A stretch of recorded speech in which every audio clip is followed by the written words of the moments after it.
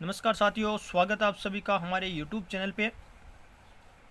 दोस्तों, आज इस वीडियो में हम कुछ प्रमुख अभिलेख और शिलालेखों से संबंधित कुछ महत्वपूर्ण तथ्यों पे हम चर्चा करने वाले हैं, जो कि आपके लिए एग्ज़ाम की दृष्टि से महत्वपूर्ण रहने वाला है।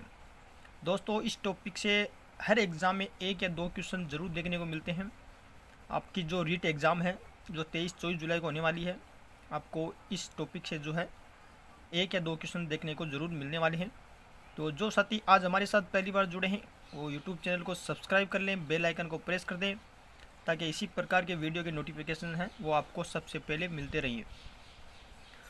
और अपने दोस्तों के साथ भी शेयर कीजिएगा। तो देखिए, पहला जो है बिजोलिया शिलालेख है, इसके बारे में हम चर्चा करते हैं।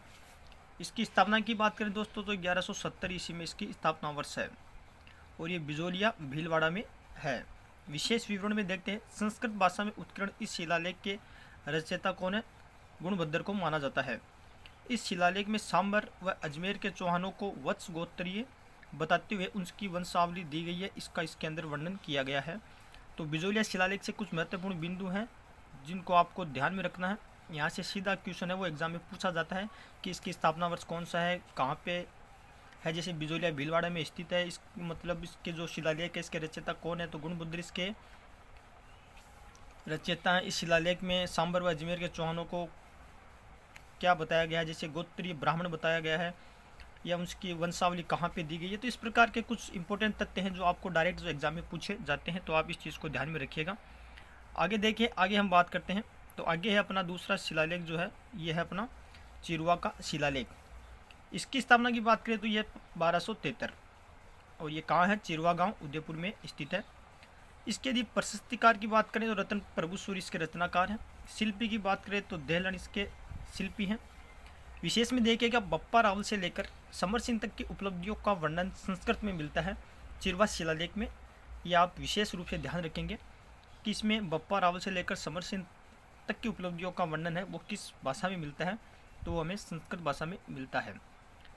ये कुछ विशेष चिरवा अभिलेख से संबंधित महत्वपूर्ण तथ्य हैं जो आपको ध्यान रखना है। एग्जाम में डायरेक्ट यहाँ से क्वेश्चन पुटअप होता है, जो कि आपको विशेष रूप से डायरेक्ट एग्जाम में क्वेश्चन यहाँ से पूछा जाता है। आगे हम बात करते हैं अगले शिलालेख की। तो देखिएगा, अगला शिलालेख है राज प्रशस्ति। इसकी हम बात करें, स्थापना वर्ष 1676, जिला राजसमंद झील राजसमंद के पास है। रचयिता इसके कौन है? रणछोड़ भट्ट है। राजसमंद झील नौचों की पाल पर संगमरमर की 25 शिलाओं पर यह उत्कीर्ण है।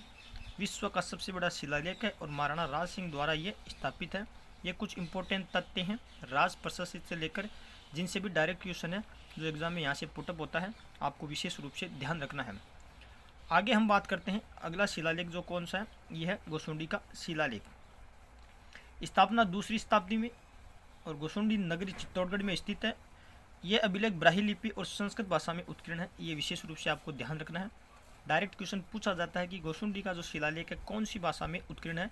तो ब्राह्मी लिपि और संस्कृत भाषा में उत्कीर्ण है। और इस शिलालेख को जो है सर्वप्रथम D.R.